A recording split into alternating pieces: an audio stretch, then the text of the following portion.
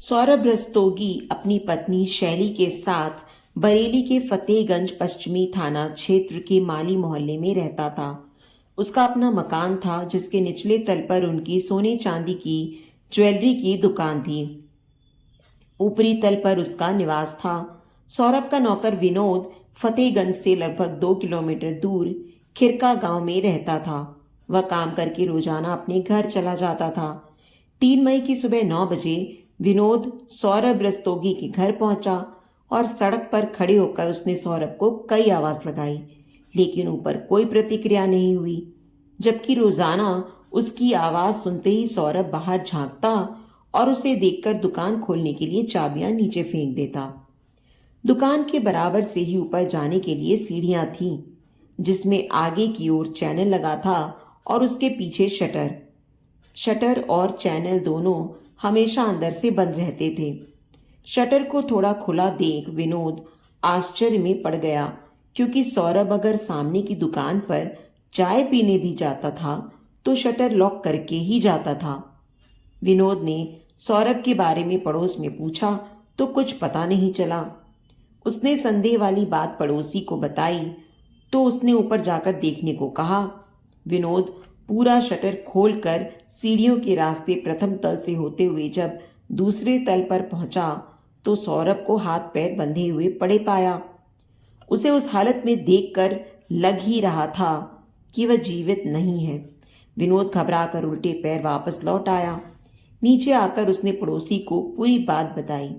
उसकी बात सुनकर जरा सी देर में पास पड़ोस के लोग एकत्रित हो गए। पुलिस चौकी पास ही थी। विनोद ने इस मामले की सूचना पुलिस चौकी में दे दी। चौकी से अविलंब थाना फतेहगंज को सूचना भेज दी गई। 15 मिनट में ही थाने के inspector Devesh Singh police team के साथ घटनास्थल पर पहुंच गए। पुलिस मकान के दूसरे तल पर पहुंची तो घर का सारा सामान बिखरा पड़ा मिला। सौरभ की हत्या कर दी गई थी और उसकी लाश बेड पर पड़ी थी। उसकी कनपट्टी पर गोली लगने का निशान था, साथ ही गर्दन पर भी घाव था। लग रहा था जैसे गोली कनपट्टी पर लगने के बाद गर्दन से होती हुई बाहर निकली हो। गर्दन पर किसी तेज धारदार चीज से काटे जाने का भी निशान था और गला कसे जाने के निशान भी साफ नजर आ रहे थे। इसका मतलब हत्यारे सौरभ को किसी भी हालत में जिंदा नहीं छोड़ना चाहते थे। इंस्पेक्टर देवेश सिंह ने घटना की सूचना अपने उच्च अधिकारियों को दे दी। सूचना पाकर कुछ ही देर में बरेली के एसएसपी जे रविंद्र गौड़ और सीओ मीरगंज मनोज कुमार पांडे भी फिंगरप्रिंट एक्सपर्ट्स की टीम के साथ वहां पहुंच गए। एक्सपर्ट की टीम घटनास्थल के साक्ष्य जुटाने में लग गई। टीम द्वारा अपना काम कर लिए जाने के बाद अधिकारियों ने घटनास्थल का निरीक्षण किया। करीब 20 गज के फ्लैट में बने उस मकान के प्रथम तल पर किचन और बाथरूम के अलावा एक दीवान पड़ा था।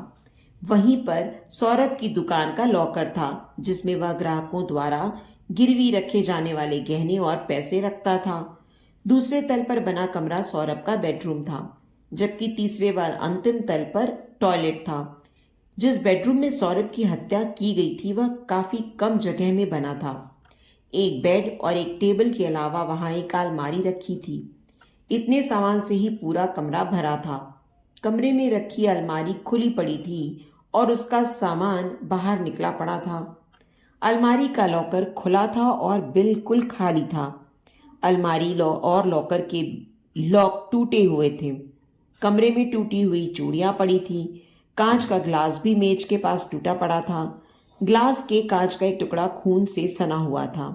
सौरभ का गला शायद उसी कांच से काटा गया था। सीढ़ियों पर चाबी के कई गुच्छे पड़े मिले। इसी बीच सूचना पाकर बरेली से सौरभ के पिता सुनील रस्तोगी व अन्य घर वाले आ गए।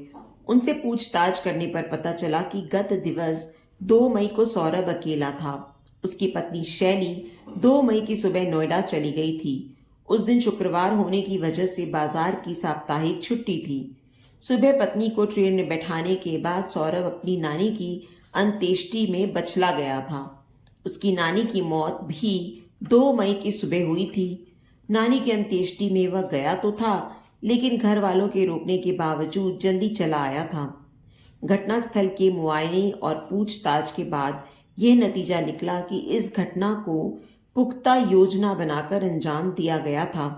हत्यारों को यह बात अच्छी तरह पता थी कि सौरभ घर पर अकेला है, उसकी पत्नी शैली बाहर गई हुई है, इसलिए घटना को अंजाम देने के लिए 2 मई की रात चुनी गई। हालात बता रहे थे कि घर के अंदर दाखिल होने वाले को सौरभ अच्छी तरह जानता था, क्योंकि कोई भी व्यक्ति बाहर से घर के अंदर तब तक प्रवेश नहीं कर सकता था जब तक अंदर मौजूद शख्स ताला न खोले। बाहर से ताला खोलना किसी भी तरह संभव नहीं था। सीढ़ियों के पास शटर लगा था जिसमें अंदर से ताला पड़ा हुआ था। फिर सीढ़ियां चढ़ने के बाद एक दरवाज़ा था, वह भी अंदर से बंद रहता था। अगर किसी ने दरवाज़ा तोड़ने का प्रयास किया होता तो निशान जरूर मिलते। दरवाज़ों पर लगी कुंडियां सही सलामत थीं। इसका मतलब था कि सौरभ ने ही अपने किसी परिचित को देखकर दरवाजे खोले होंगे और उसे ऊपर ले गया होगा। रात 9 बजे सौरभ ने विनोद को फोन करके बुलाया था, लेकिन मौसम खराब होने की वजह से वह नहीं आ सका था। इसके बाद ही किसी समय सौरभ की हत्या की गई थी। पुलिस अधिकारियों ने गहन जांच पड़ताल करने के बाद करीब 1 बजे सौरभ की लाश पोस्टमार्टम के लिए बरेली स्थित मॉर्चरी भेज दी। मौके पर मिले सौरभ के मोबाइल को पुलिस ने अपने कब्जे में ले लिया। घटनास्थल से पुलिस ने 2 बुलेट भी बरामद किए। उधर सौरभ की पत्नी शैली को पति की मौत की खबर मिली तो वह देर शाम दिल्ली से वापस आ गई। सौरभ के पिता सुनील रस्तोगी की लिखित तहरीर पर इंस्पेक्टर देवेश सिंह ने अज्ञात लोगों के विरुद्ध भादवी की धारा 394 और 302 के तहत मुकदमा दर्ज करा लिया। पुलिस ने सौरभ के मोबाइल नंबर की कॉल डिटेल्स निकलवाई तो पता चला कि घटना वाली रात उसने अंतिम कॉल अपनी पत्नी शैली को की थी। उससे पहले उसने 9 बजे विनोद से बात की थी। इन दोनों कॉल से पहले सौरभ की बात एक अनजान नंबर पर भी हुई थी। उस नंबर पर उस दिन भी और उसके पहले दिन भी कई बार देर तक बातें की गई थी। इंस्पेक्टर देवेश सिंह ने उस नंबर के बारे में विनोद से पूछताछ की तो उसने बताया कि वह नंबर बरेली के थाना बहेड़ी के अंतर्गत आने वाले गांव जुआ जवाहरपुर की रहने वाली पूजा शर्मा का था। विनोद उसके बारे में इसलिए जानता था क्योंकि सौरभ ने उसे भेजकर कई बार पूजा का मोबाइल रिचार्ज कराया था। इससे पुलिस को यह मामला अवैध संबंधों का लगा। पुलिस ने पूजा के घर पर गिरफ्तारी के लिए दबिश दी, लेकिन वह नहीं मिली। पता चला कि वह 19 अप्रैल को अपने प्रेमी राकेश गंगवार के साथ भाग गई थी। राकेश पड़ोस के गांव मोहम्मदपुर का रहने वाला था। राकेश और पूजा का एक साथ भागना और पूजा का सौरभ से बराबर बात करना इस बात की ओर इशारा करता था कि संभवतः उन दोनों ने ही मिलकर सौरभ की हत्या करके लूट को अंजाम दिया था। पुलिस ने उन्हें शीघ्र गिरफ्तार करने के लिए मुखबिरों को खोज पर लगा दिया। 7 मई की दोपहर को एक मुखबिर से इंस्पेक्टर देवेश सिंह को सूचना मिली कि पूजा अपने प्रेमी राकेश के साथ इज्जत नगर रेलवे स्टेशन पर खड़ी है। यह खबर मिलते ही उन्होंने तुरंत वहां जाकर दोनों को गिरफ्तार कर लिया। दोनों को थाने लाकर कड़ाई से पूछताछ की गई तो उन्होंने सारा सच उगल दिया। पूजा थाना बड़ेही क्षेत्र के गांव जुआ जवाहरपुर निवासी रामवीर की बेटी थी। रामवीर खेती किसानी का काम करता था। उसका अपनी पत्नी कमला से अक्सर वाद विवाद होता रहता था, जो कि कभी कभी भयंकर रूप अख्तियार कर लेता था। वाद विवाद का कारण था कमला का महत्वाकांक्षी होना। उसे अपनी चादर के हिसाब से पैर पसारना नहीं आता था। उसके हाथ में जितना पैसा आता था वह घर की जिम्मेदारियों के बजाय फिजूल के कामों में खर्च कर देती थी। 3 बच्चों की मां होने के बावजूद कमला को बन सवर कर रहना पसंद था। इसी वजह से उसके खर्चे ज्यादा बढ़े हुए थे। उसकी फिजूल खर्ची को लेकर पति पत्नी में रोज झगड़ा होता था। इस सब से तंग आकर रामवीर ने कमला को तलाक दे दिया। तलाक के बाद वह अपने बच्चों के साथ अपने मायके बरेली के ही गांव मोहम्मदपुर आ गई, लेकिन जवान बेटी को घर में बैठे देख कुछ ही दिनों में माँ बाप को चिंता होने लगी। उन्होंने किसी तरह भाग दौड़ करके उसकी शादी जुआ जवाहरपुर के सेवानिवृत्त फौजी भूपराम शर्मा से कर दी। भूपराम सेवानिवृत्ति के बाद अपनी पुश्तैनी जमीन पर खेती बाड़ी करते थे। शादी के बाद कमला बच्चों के साथ अपनी इस ससुराल में रहने लगी। समय के साथ कमला की बेटी पूजा जवान हो गई। वह बरेली के विशाल कन्या डिग्री कॉलेज से बीए द्वितीय वर्ष की पढ़ाई कर रही थी। पूजा अपनी माँ कमला से इसलिए नाराज रहती थी क्योंकि उसने दूसरा विवाह कर लिया था। इसी बात को लेकर माँ बेटी में अक्सर झगड़ा हो जाता था। कमला अपनी झगड़ालू बेटी से कम ही बोलती थी। पूजा के उग्र स्वभाव से कमला काफी डरती थी। पूजा भी अपनी माँ पर गई थी। उसके भी काफी ऊंचे ख्वाब थे जिन्हें पूरा करने के लिए वह सही गलत के चक्कर में भी नहीं पड़ना चाहती थी। ऐसी बातों में उसका दिमाग भी काफी तेज दौड़ता था। पूजा अपनी ननिहाल मोहम्मदपुर जाती रहती थी। एक दिन वहीं पर उसकी मुलाकात राकेश कुमार गंगवार से हुई। राकेश के पिता होरीलाल भी किसान थे। उसकी दो बड़ी बहनों का विवाह हो चुका था। राकेश उन दिनों बरेली कॉलेज में बीए द्वितीय वर्ष प्राइवेट की पढ़ाई कर रहा था। इसके अलावा वह पार्ट टाइम नौकरी भी करता था। राकेश का पूजा की ननिहाल में आना जाना था। दोनों ने बीए के फॉर्म भी साथ साथ भरे थे। पूजा के ननिहाल में रहते राकेश का आना जाना बढ़ गया था। जब भी वह आता उसकी नजरें पूजा पर ही टिकी रहती। पूजा नासमझ तो थी नहीं कि उसकी नजरों को नहीं पढ़ पाती। वह उसके दिल की बात बखूबी समझती थी। मोहब्बत का बीज जब दोनों ओर अंकुरित हो जाए तो एक दूसरे के करीब आने में वक्त नहीं लगता। धीरे धीरे पूजा राकेश से खुलती चली गई। वक्त के साथ दोनों ने अपने अपने प्यार का इजहार कर लिया। इसके बाद दोनों छिप छिपाकर एक दूसरे से मिलने लगे। जीवन भर एक दूसरे का साथ निभाने का सपना लिए दोनों ने जल्दी ही अपने बीच की सारी दूरियां भी मिटा दी। राकेश और पूजा जहां प्यार के रास्ते पर बेफिक्र होकर तेजी से आगे बढ़ रहे थे, वहीं उन दोनों के प्यार की बात गांव वालों से छिपी न रह सकी। जल्द ही इस बारे में दोनों के घर वालों को भी पता चल गया। राकेश और पूजा के प्यार के किस्से सुन सुनकर दोनों के परिजन तंग आ गए थे। इसी के मद्देनजर राकेश के घर वालों ने उसका रिश्ता बरेली के नवाबगंज कस्बे के एक संभ्रांत परिवार में तय कर दिया। वहीं पूजा के पिता भूपराम ने भी बेटी की शादी मीरगंज थाना क्षेत्र के गांव धनेली में पक्की कर दी। इससे पूजा को अपने अरमान और ख्वाब बिखरते नजर आए। वह राकेश पर गांव छोड़कर भागने का दबाव बनाने लगी, लेकिन राकेश इसके लिए तैयार नहीं था। इस पर पूजा ने उसे बलात्कार के आरोप में जेल भिजवाने की धमकी दी, तो उसे पूजा की बात माननी पड़ी। 20 अप्रैल 2014 को पूजा की शादी होनी थी, लेकिन उससे पहले ही 19 अप्रैल को वह राकेश के साथ गांव से भाग गई। राकेश पूजा को लेकर अपने मामा ओम प्रकाश के घर जा पहुंचा, जो बरेली के थाना देवरनिया क्षेत्र के गांव जमुनिया में रहते थे। वहीं पर दोनों ने विवाह कर लिया, लेकिन विवाह के बाद की जिंदगी की अच्छी शुरुआत के लिए पैसों की जरूरत थी। पूजा ने इसके लिए पहले से ही एक योजना बना रखी थी। उसने अपनी योजना राकेश को बताई तो उसे पूजा की योजना अच्छी लगी। उसने पूजा से वादा किया कि वह इस योजना में उसका हर तरह से साथ निभाएगा।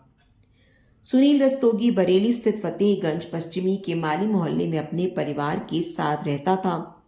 उसके मकान के निचले तल पर उसकी ज्वेलरी शॉप थी। अच्छी जगह दुकान होने की वजह से ग्राहक भी खूब आते थे। ज्वेलरी बेचने के अलावा सुनील गिरवी गांठ का भी काम करता था। उसके यहाँ आने वाले ग्राहकों की कोई कमी नहीं थी। सुनील के परिवार में उसकी पत्नी सीमा, एक बेटा सौरभ व दो बेटियां वर्षा और दीपिका थीं। उन्होंने बेटियों के विवाह कर दिए थे। 4 साल पहले सौरभ का विवाह भी बरेली के कस्बा सिसौली के मोहल्ला सिपारी निवासी शैली से हो गया था। उन दिनों सौरभ पिता के साथ दुकान पर बैठता था। 2 साल पहले सौरभ की मां का देहांत हो गया, तो कुछ ही महीने बाद सौरभ के पिता सुनील ने दूसरा विवाह करने की ठान ली। इस विवाह का सौरभ व शैली के अलावा अन्य घर वालों ने भी काफी विरोध किया, लेकिन सुनील नहीं माने। उन्होंने अखबारों में विवाह हेतु विज्ञापन दे दिया। जल्द ही मिर्जापुर जनपद से उनके लिए एक विधवा महिला का रिश्ता आ गया। उसका भी एक बच्चा था। तमाम विरोधों के बाद सुनील ने विवाह कर लिया और घर से अलग होकर उस महिला के साथ बरेली शहर स्थित किला थाना क्षेत्र के कूचा मोहल्ले में रहने लगे। पिता के बरेली जाने के बाद दुकान की पूरी जिम्मेदारी सौरभ पर आ गई। कह सकते हैं कि वह दुकान उसी की हो गई। पूजा की दूर के रिश्ते की एक नानी थी जो सौरभ की दुकान पर अक्सर खरीदारी करने जाती रहती थी। वह चूंकि काफी पुरानी ग्राहक थी, इसलिए सौरभ उसका खास ख्याल रखता था। एक बार पूजा भी अपनी नानी के साथ सौरभ की दुकान पर गई। नानी ने उसका परिचय सौरभ से कराकर कहा कि कभी ये कुछ खरीदने आए तो उसे उचित दाम पर ही ज्वेलरी दे देना। पहली ही मुलाकात में सौरभ पूजा के दिमाग में चढ़ गया। वह अक्सर उसकी दुकान पर जाने लगी। एक दिन वह शाम के वक्त सौरभ की दुकान पर पहुंची तो वह दुकान बंद कर रहा था। सौरभ उसे ऊपर अपने मकान में ले गया और अपनी पत्नी शैली से मिलवाया। बेडरूम में बिठाकर उसने शैली से अपनी ज्वेलरी पूजा को दिखाने को कहा, जो उसने हाल में ही बनवाई थी। दरअसल सौरभ सोच रहा था कि शैली की ज्वेलरी देखकर शायद पूजा को डिजाइन पसंद आ जाए और वह वैसे ही डिजाइन की ज्वेलरी बनवाने का मन बना ले। शैली एक अजनबी लड़की के सामने अपनी अलमारी खोलकर ज्वेलरी नहीं दिखाना चाहती थी, लेकिन सौरभ के कहने पर उसे बात माननी पड़ी। शैली की ज्वेलरी देखकर पूजा की आंखें चुंधिया गईं। ज्वेलरी के वजन और कीमत की सोचकर उसके मन में लालच आ गया। उस दिन पूजा वहां से वापस तो लौट आई, लेकिन उसकी आंखों के सामने वही ज्वेलरी नाचती रही। इसके बाद उसने सौरभ से मुलाकातें बढ़ा दी। मुलाकातें बढ़ी तो दोनों ने एक दूसरे को अपने मोबाइल नंबर दे दिए। इसके बाद दोनों की बातें होने लगी। पूजा को अपनी तरफ खींचता देख सौरभ खुश था। उसका भी मन बहक गया। धीरे धीरे स्थिति यह आ गई कि सौरभ अपने नौकर विनोद को भेजकर पूजा का मोबाइल भी रिचार्ज कराने लगा। राकेश के साथ भागने और शादी करने के बाद जब अच्छी जिंदगी के लिए पैसे की जरूरत महसूस हुई तो पूजा ने राकेश के साथ मिलकर सौरभ को लूटने की योजना बना ली। इसके लिए उसने मर्दों की कमजोरी वाला रास्ता अख्तियार किया। वह सौरभ से खुलकर प्रेम भरी बातें करने लगी। एक साथ तन्हा समय बिताने की बात हुई तो सौरभ ने मौके की तलाश शुरू कर दी। सौरभ की पत्नी शैली की बच्चेदानी पर कुछ चर्बी थी, जिस वजह से गर्भ नहीं ठहर पा रहा था। उसका इलाज नोएडा के नीलकंठ अस्पताल में चल रहा था। डॉक्टर गर्भाशय की चर्बी ऑपरेशन के जरिए हटाने की बात कर रहे थे। शैली को उसी ऑपरेशन के लिए नोएडा जाना था। सौरभ को पूजा से एकांत में मिलने के लिए ये सही मौका लगा। इसके लिए उसे ऐसा इंतजाम करना था कि उसे शैली के साथ ना जाना पड़े। इसके लिए उसने काम का बहाना बनाकर शैली को अपने नौकर जंग बहादुर की पत्नी के साथ नोएडा जाने के लिए मना लिया। 25 अप्रैल को शैली के जाने की योजना बन गई। सौरभ ने पूजा को फोन करके उससे घर पर मिलने की बात भी बता दी, लेकिन ऐन वक्त पर किसी वजह से उस दिन शैली का जाना स्थगित हो गया। इस वजह से उस दिन सौरभ और पूजा नहीं मिल पाए। 2 मई को सुबह सौरभ शैली को लेकर नौकर की पत्नी के साथ लेकर बरेली जंक्शन गया और 6:30 बजे दिल्ली जाने वाली आला हजरत एक्सप्रेस से उसे दिल्ली भेज दिया। वहां से उसे नोएडा जाना था। पत्नी को भेजने के बाद सौरभ ने 8 बजे सुबह फोन करके पूजा को मिलने के लिए बुला लिया। उस दिन शुक्रवार था और शुक्रवार को मार्केट की साप्ताहिक छुट्टी रहती थी, इसलिए उस दिन दुकान खोलने की भी मजबूरी नहीं थी। प्रोग्राम के हिसाब से सब कुछ ठीक था, लेकिन तभी सौरभ को नानी की मौत का समाचार मिला। मजबूरी थी, इसलिए न चाहते हुए उसे बेमन से कचला जाना पड़ा, जहां उसकी नानी की अंत्येष्टि होनी थी। वहां पर भी पूजा ने उसे 3-4 बार फोन किया। पूजा से एकांत में मिलने की तमन्ना सौरभ के सिर चढ़कर बोल रही थी। अंत्येष्टि के बाद जब वह जाने लगा तो घर वालों और रिश्तेदारों ने उसे रोकने की काफी कोशिश की, लेकिन वह नहीं रुका। शाम लगभग 6:30 बजे तक वह अपने घर पहुंच गया। उसने घर पहुंचने की खबर पूजा को दे दी। इसके बाद पूजा राकेश के साथ बाइक पर बैठकर सौरभ के घर के लिए चल दी। बाइक राकेश के मामा ओम प्रकाश की थी। रात 8 बजे वह सौरभ के मकान के कुछ दूरी पर उतर गई और सौरभ के घर की तरफ चल दी। राकेश वहीं मार्केट में घूमने लगा। इसी बीच उसने शराब पी और वहीं पास के एक बैंक्वेट हॉल में हो रहे वैवाहिक समारोह में जाकर खाना खाया। नशे की हालत में उसने बाइक एक स्थानीय पत्रकार अनवार खान की बाइक से भिड़ा दी। इस पर दोनों में काफी बहस हुई। राकेश अपनी बाइक वहीं खड़ी करके वहां से चला गया। पत्रकार अनवार खान ने फतेहगंज थाने को सूचना दी, जिसके बाद थाने से सिपाही वहां पहुंचे और राकेश की क्षतिग्रस्त बाइक को उठवाकर थाने ले गए। दूसरी ओर पूजा सौरभ के घर पहुंची तो सौरभ ने खुद आकर शटर खोला और उसे अपने साथ दूसरी मंजिल पर बने अपने बेडरूम में ले गया। कुछ देर दोनों के बीच बातें होती रहीं। फिर सौरभ 2 गिलास और फ्रिज से फ्रूटी की बोतल निकाल कर ले आया। उसने फ्रूटी मेज पर रख दी। पूजा फ्रूटी की बोतल उठाकर दोनों गिलासों में पलटने लगी। इसी बीच सौरभ टॉप फ्लोर पर टॉयलेट चला गया। पूजा ने मौके का फायदा उठाकर अपने पर्स में रखे बेहोशी की दवा की 2 टैबलेट का पिसा पाउडर निकाला और सौरभ के गिलास में डालकर मिला दिया। जब सौरभ टॉयलेट से वापस आया तो पूजा ने एक गिलास उसे देकर दूसरा गिलास अपने होठों से लगा लिया और सिप करने लगी। सौरभ फ्रूटी पीते हुए टीवी खोलकर उस पर प्रोग्राम सेट करने लगा। करीब 20 मिनट बाद सौरभ बेहोश होकर बेड पर लुढ़क गया। सौरभ के बेहोश होते ही पूजा ने राकेश को फोन करके आने को कह दिया। लगभग 11 बजे राकेश आया तो पूजा उसे शटर उठाकर अंदर ले आई। आने के बाद राकेश सौरभ को होश में लाने की कोशिश करने लगा। वह होश में आया तो राकेश ने 315 बोर का तमंचा तान कर सौरभ को पेट के बल लेटने की हिदायत दी। डर कर सौरभ पेट के बल लेट गया। पूजा ने सौरभ के हाथ पीठ की तरफ लाकर अपने दुपट्टे से बांध दिए।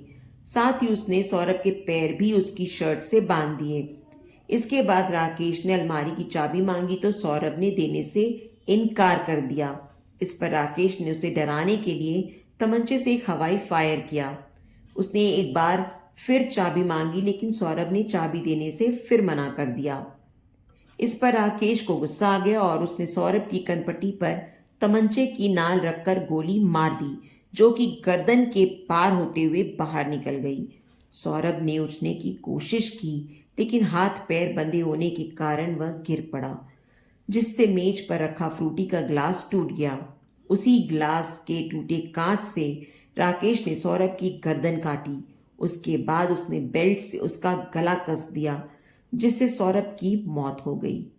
सौरभ को मौत के घाट उतारकर राकेश और पूजा ने अलमारी का लॉक तोड़ा और उसके अंदर बनी छोटी तिजोरी का लॉक भी तोड़कर उसमें रखी 650 ग्राम ज्वेलरी और लगभग 4000 रुपए निकाल लिए। यह सब करते करते रात का 1 बज गया था। काम हो गया तो दोनों वहां से निकल आए। राकेश ने बाहर आकर अपनी बाइक ढूंढी लेकिन बाइक नहीं मिली। बाइक सिपाही थाने ले गए थे। राकेश ने बैंक्वेट हॉल के बाहर खड़ी एक बाइक में अपनी चाबी लगाई तो वह स्टार्ट हो गई। उसी बाइक पर बैठकर दोनों वहां से निकल गए। राकेश के बहन बहनोई बरेली के भोजीपुरा थाने के चौपारा गांव में रहते थे। राकेश पूजा को साथ लेकर रात 3 बजे अपनी बहन के घर पहुंच गया। 2 दिन दोनों वहीं रुके। इसी बीच राकेश ने अपने घर जाकर लूटी गई ज्वेलरी और रुपए भैंसों के बाड़े में चारा रखने वाली नाद के नीचे जमीन में छिपा दिए। लूट का माल ठिकाने लगाकर वह अपनी बहन के घर आ गया। फिर 5 मई को दोनों नैनीताल चले गए।